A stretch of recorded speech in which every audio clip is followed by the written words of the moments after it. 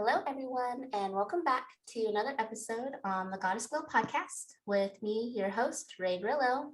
And today I have a special guest who I met through a mastermind and that we've never met in person. I have only seen each other via Zoom. And his name is Terrence Sani. He is the owner of Sani Creative, and he does amazing graphic design work.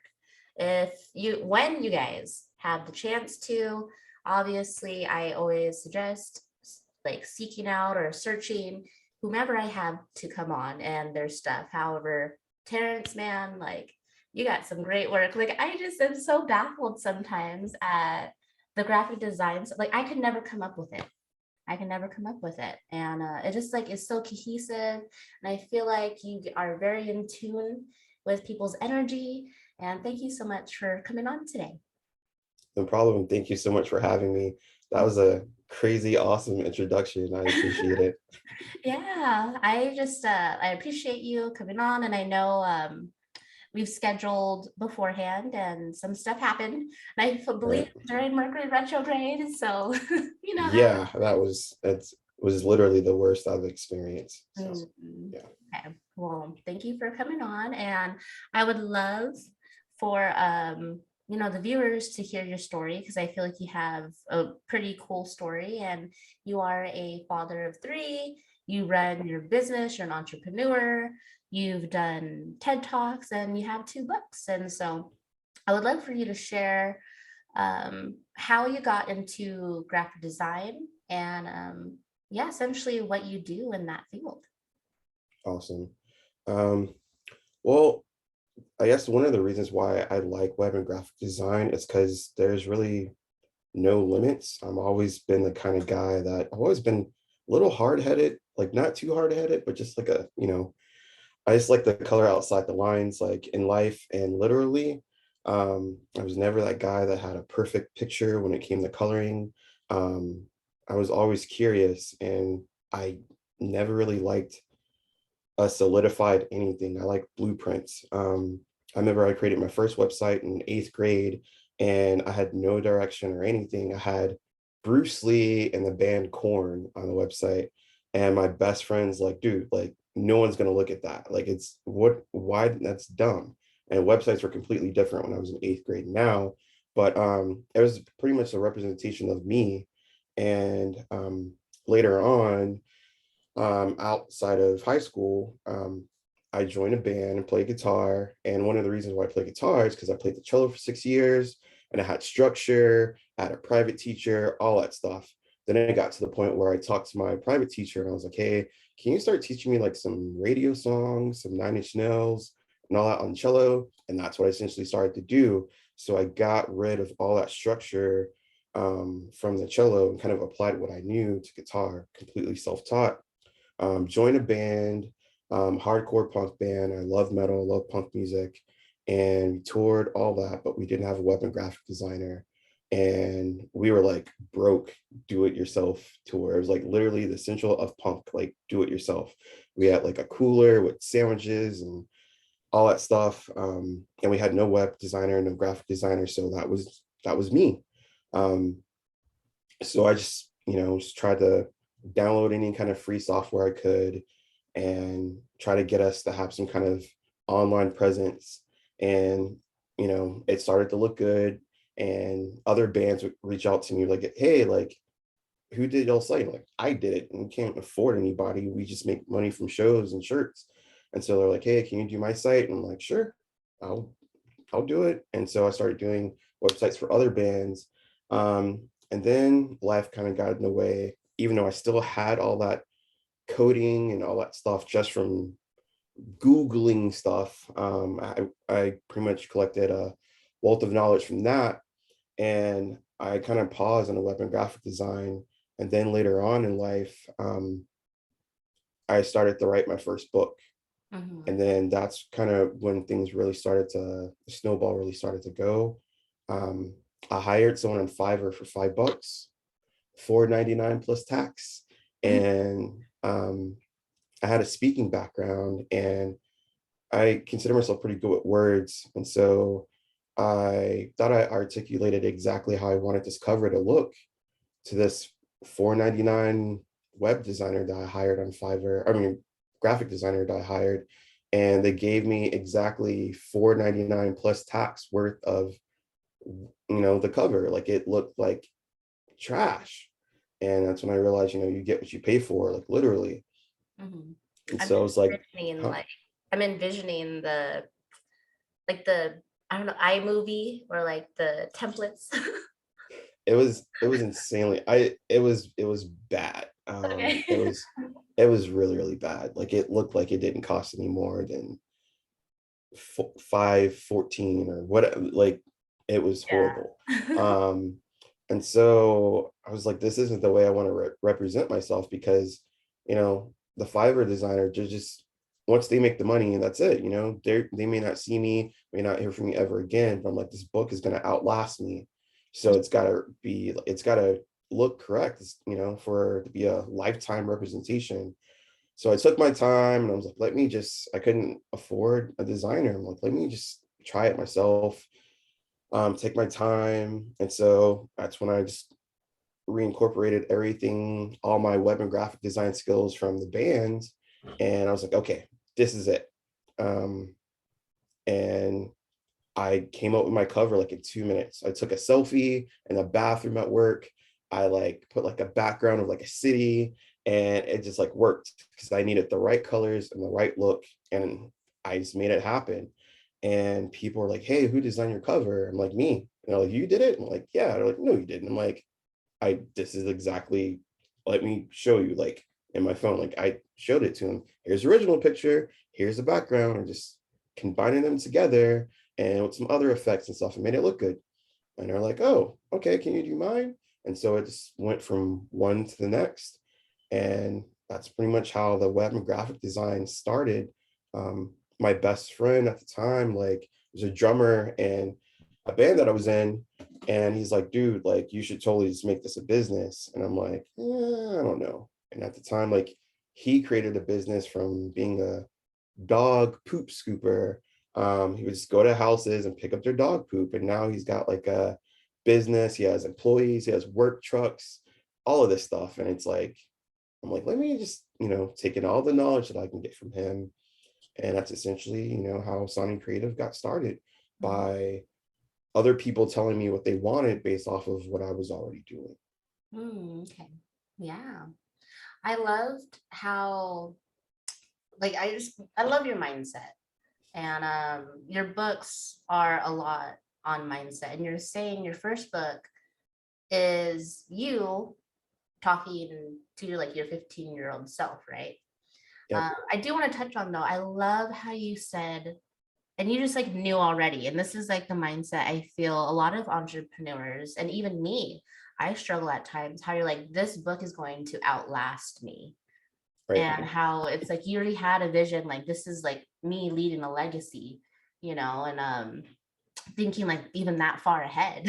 Because typically sometimes it's just like, well, I'm going to write this book because I'm going to get this book out and then we'll see what happens. And so yeah, I just love how you said it's going to outlast me, and then just think, Yeah.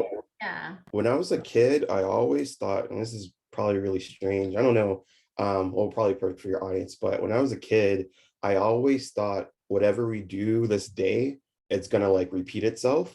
Like when I was a little kid, I felt like everybody went to sleep at the same time, and while we're going to sleep, our day like repeated itself. And we just woke up like in like another day or like in another time, but whatever, like all this real time that's happening now happens like over again while we're sleeping. I don't know. I always thought that. So I guess like my whole life, I always thought that whatever we do now, um, a lot of things that we do now really just doesn't have an expiration date. We may have one in this current body, but like I always felt like something's always moving in the background, no matter what. I always felt like I'm like, I don't know, kind of like and Ninja Turtles, there's like Krang and like the little brain inside the little robot. Like I always felt like I'm like moving something. I always felt like there's something in motion. Yeah, there is. We're always in motion. Yeah. Always spinning. Yeah. Okay, cool. And Okay, so going back to the graphic design in your book, and so your book came out first Mhm. versus you starting your business. Exactly. Okay. And where did you have you felt like where you are now, like you would have ever been here, like your younger self would have imagined doing what you're doing now? I feel like, yeah, definitely. Believe Okay. it or not, I feel like I'm behind. I feel like I should have always been here. I feel like I have a long way to go, Mhm. but as crazy as it sounds, I've always felt like a chosen one. Like I always felt like a black sheep, no matter what. Like I was always the kid in school that people wanted, like, hey, I want Terrence as my partner. I want Terrence in my team. I've always felt, not that I'm better than anybody, but like I've always felt like I was different. I always felt like there's a path, but that I'm supposed to go, but it's only when I create my own resistance does it take longer to get there. So, Mm. Man, that resistance is such a tricky thing.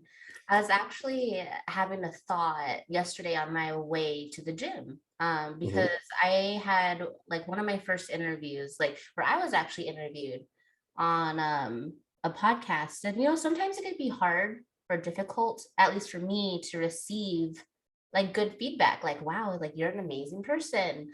And I realized that a lot of people like say this. However, I'm like resistant to being my best self. It's like I'm resistant to just owning that like I'm like this badass person yeah, versus just accepting like, yeah, I am awesome, and now what? Like accepting it, and now what can I do? And I feel like a lot of people, um they get into like that sort of mode. I don't know if it's the same for you. They get into that mode like, like I don't know if I'm that awesome. I don't know if I want to take on that responsibility. I don't know. You right. know what I mean? Like I don't. Is that something Yeah, you think a lot of that yeah. makes a lot of sense. Like I feel like a lot of people, well, with this life, there isn't really like a guide. Mm, Um, but I almost feel like a lot of times we have the answers, but we just mask them ourselves because I don't even want to say we don't like believe in it, but like it's easier. Like for example, yesterday I built a ladder for our swimming pool, and it was easy to do because I had instructions. But we don't have instructions on our life or how to live or like, so we actually have to like do stuff to figure some stuff out or to believe what our mind's already telling us or what our gut's already telling us. Like I feel like a lot of times for some reason we need additional confirmation. We just can't like believe whatever is within. But if we just did, then we would flow a lot smoother. But we create hurdles and bumps and essentially resistance because like we just need to confirm what we already believe or what we already know. mm. Or like confirm. So is it like confirming like your limiting belief, or like confirming like, oh, I guess it could be anything, right? Like confirming Yeah, the because or confirming like an effective belief that like works for you. right, because like you said, like you had a hard time, accepting or believing, what people said about you. And it's like, and you it's like, how do you realize it when you are it, so it's like it's hard to see outside yourself, like everybody's seeing what you've already been telling yourself. I just feel like a lot of times like what you've been telling yourself is what other people are telling you, but it's harder for you to believe it for some reason. I don't know, internally. Yeah. Yeah, it's those beliefs. Those beliefs are so tricky. Yeah. Okay, so I want to move into like talking more a little bit about your book and what your book is about. And who, because you have two books, so you can share Mhm. express on both of them. Um, like what they're on and who it helps essentially. Okay. Well, the first book is You Are Your Outcome: How to Eliminate Self-Made Obstacles, Setbacks, and Fear. And I kind of like both my books touch on like the law of attraction. Um, but the thing that kind of sets my first book apart, again, like I said, I hate coloring within the lines. Um, I guess maybe in some sort of way I'm like a natural born rebel in a sense. Um, my book, most books have like a table of contents, chapter one, chapter two, chapter three. But my first book actually doesn't have that at all. Um, it's actually titled Your Onslaught to Victory.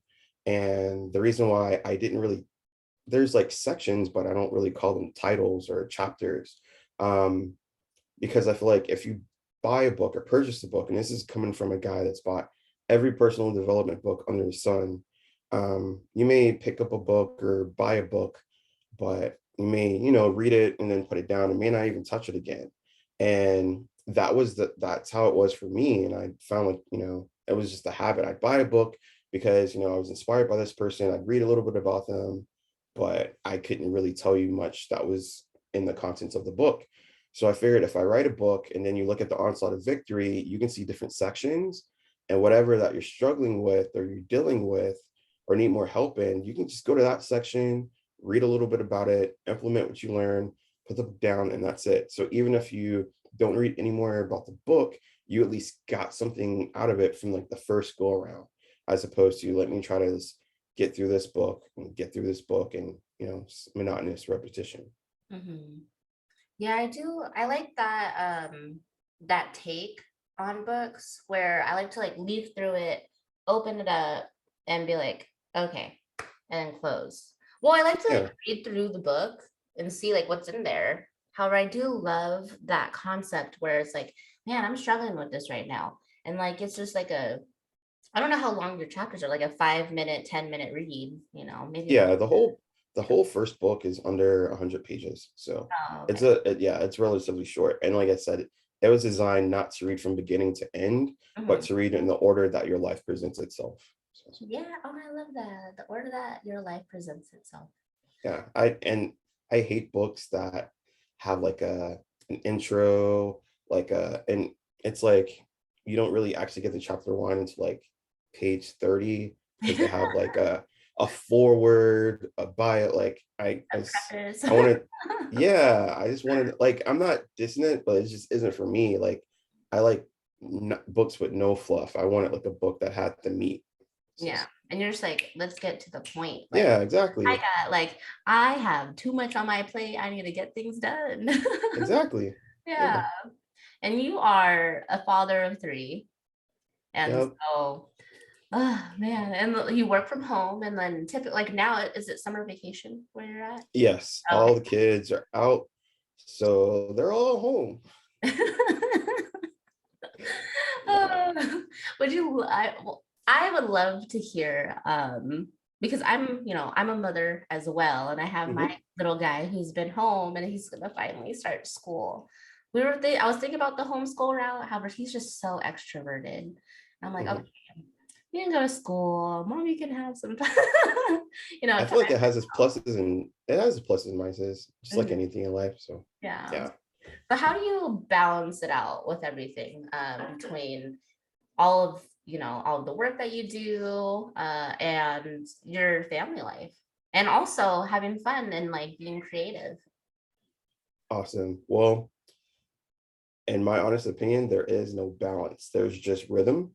Um, there's some days where like I can like for example, my wife recently got a pool, so now we have a pool in the backyard. We have a trampoline, a pool, swing set, and a basketball in the driveway. So a basketball like goal in the driveway. So the kids can be insanely entertained, but of course like video games and TV. But to me, like there isn't a balance because being wet doing web and graphic design, like I have to be hands-on. I tell them all the time, it's kind of like if Michael Jackson was in a studio and he was like recording a song, you wouldn't dare interrupt him or dare stop him, because it's greatness going on. Yeah. um Not saying that I'm in any way shape or form like Michael Jackson, but You it's could like be the graphic one.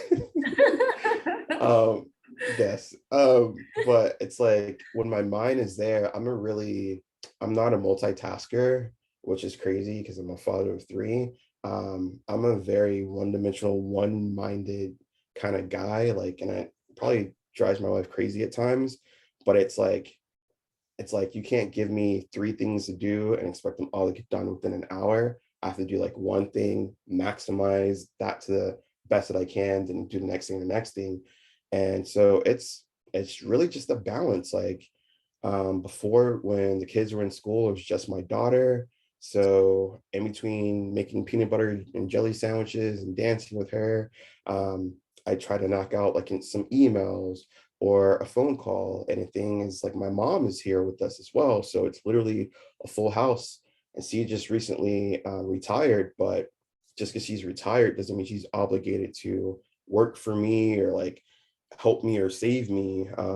Yeah. So just I try to find time when I can. A lot of times I'm getting work done when the kids are asleep, because my middle one does kung fu.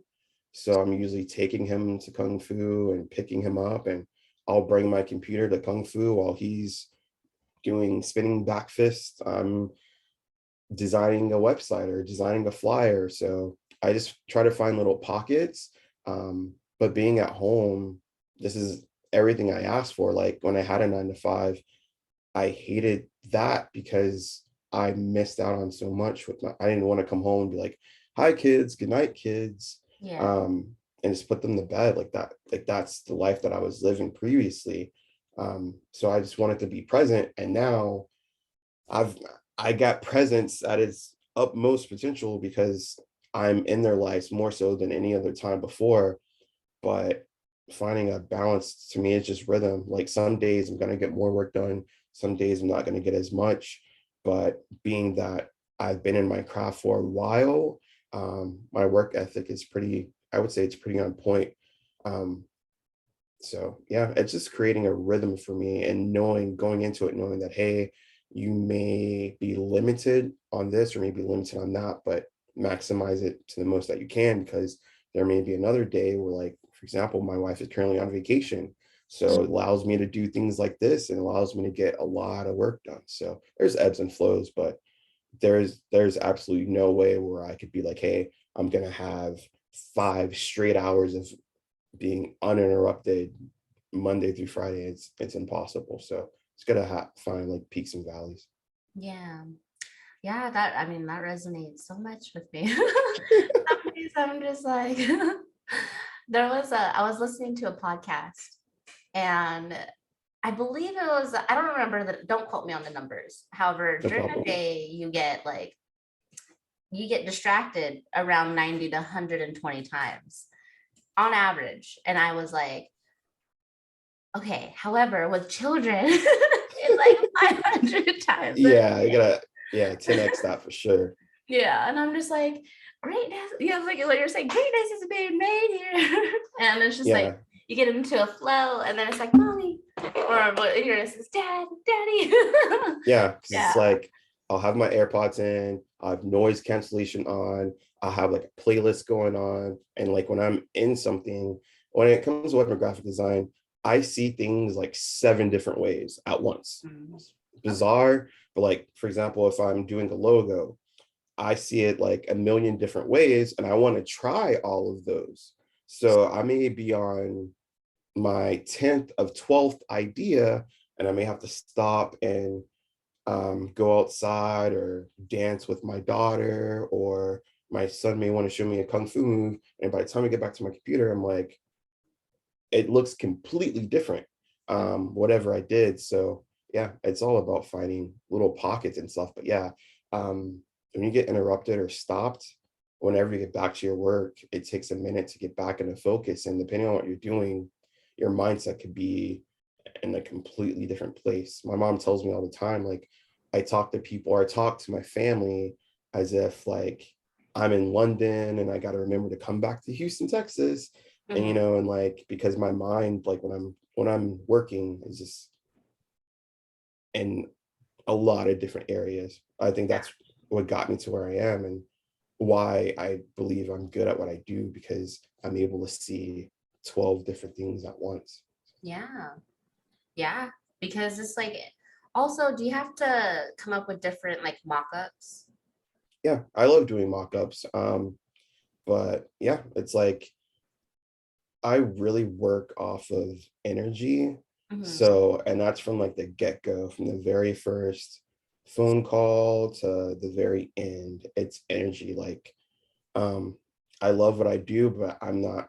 I'm not the guy for everybody. If the energy is bad, then I have to route you to one of my friends or somebody else. But I've learned that in any business, especially with mine, red flags at the beginning means red flags all throughout. So for me, it's all about energy. If the energy is good, then there's not going to be any payment issues.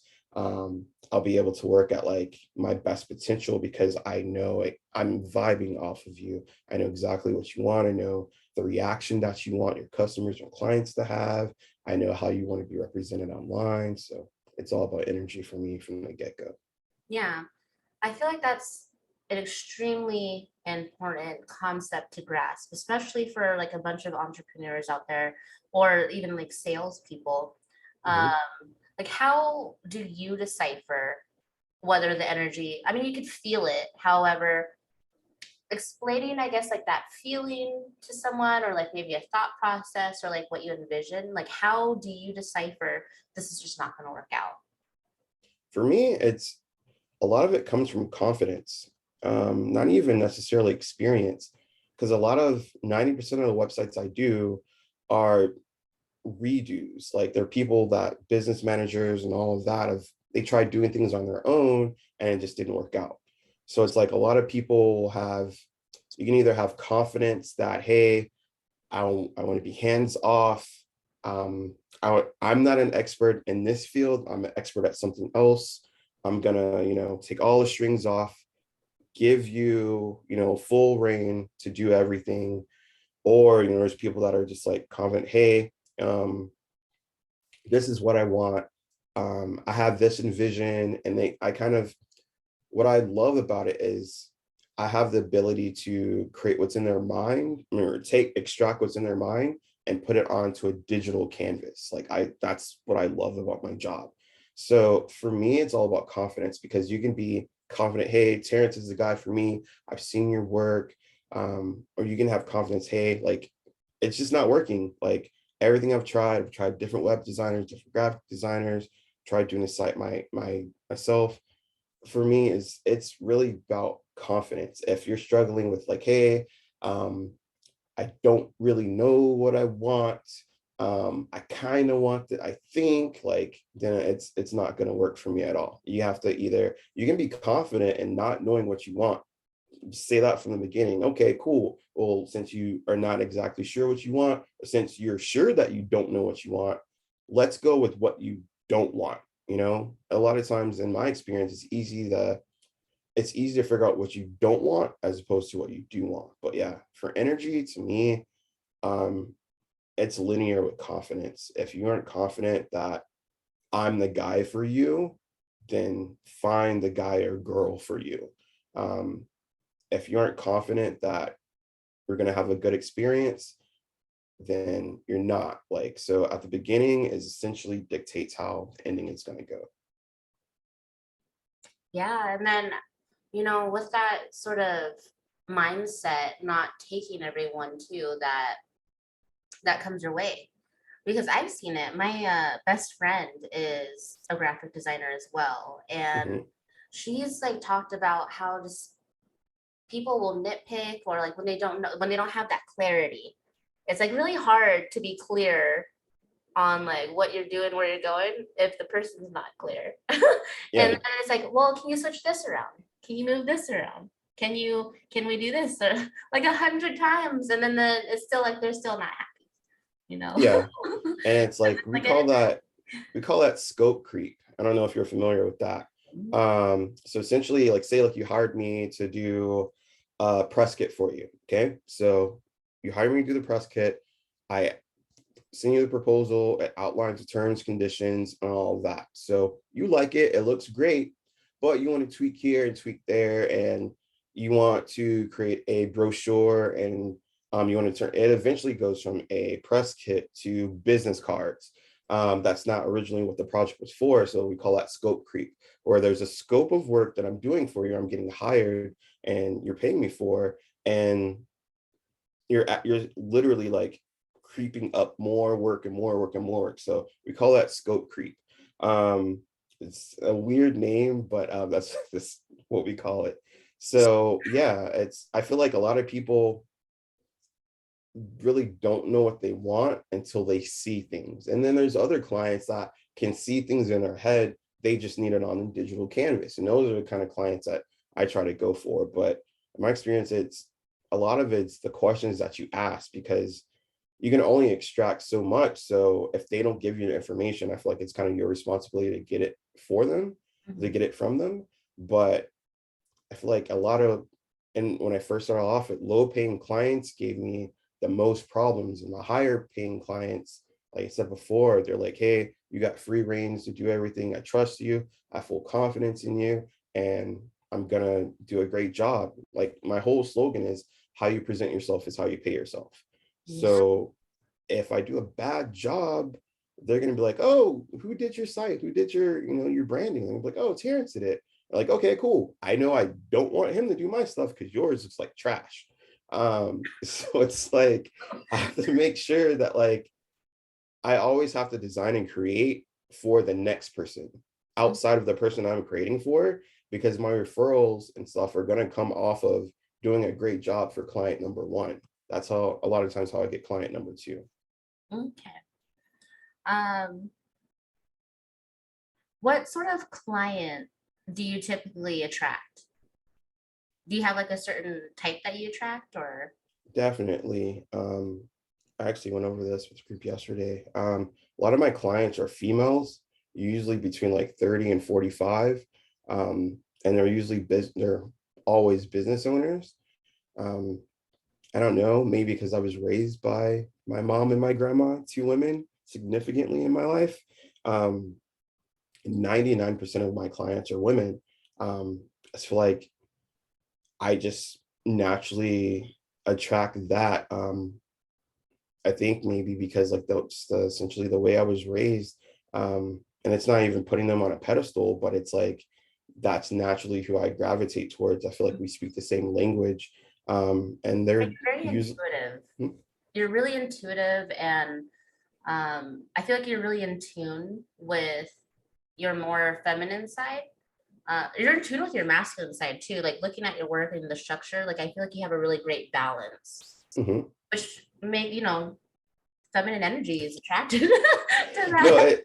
it's funny and it's crazy that you say that, because I feel like, yeah, my feminine side, I feel like is pretty epic, but I feel like I've been told that like my designs are very masculine, Mhm. because I use a lot of black. I remember there was a client that I worked for or worked with, and I had black in her designs. She's like, oh, I don't want any black. It's too masculine. I'm like, the hell are you talking about? No one's ever told me that before.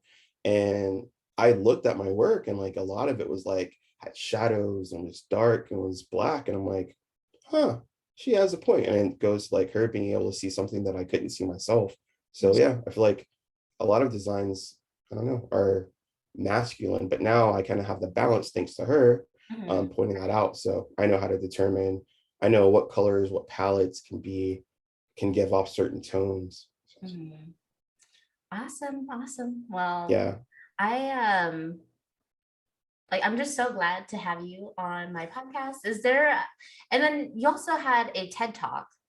However, we're like, you know, getting towards the end of the episode, and Okay. you had a cool concept with it that I've never heard before. And so I'm gonna go check out that TED Talk.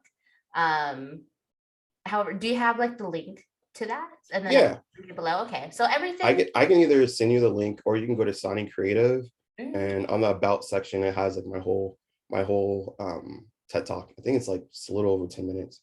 okay, awesome. And so everyone and anyone that's listening or watching on YouTube, that will be in the description down below. And would you like to share like a brief um intro on your TED Talk? Because that like with the concept that you shared with me, I was like, oh, okay, that makes a lot of sense. Yeah.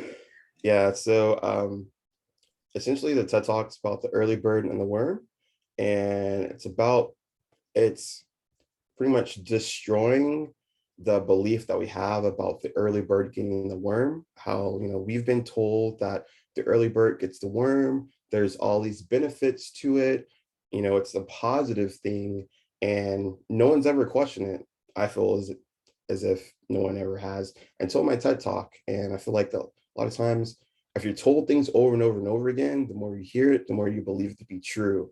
And again, it's me being hard-headed, me coloring outside the lines.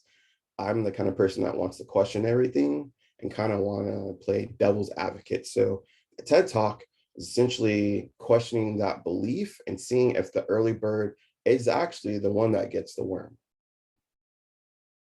Yeah. All right. I love it. And I love how you just think outside the box. That's what the world needs more of, honestly. Yeah, It's just thinking out, definitely. because outside the box is where, where you're risking, where you're Yeah, taking. that's where progression is. Yeah. Yeah, exactly.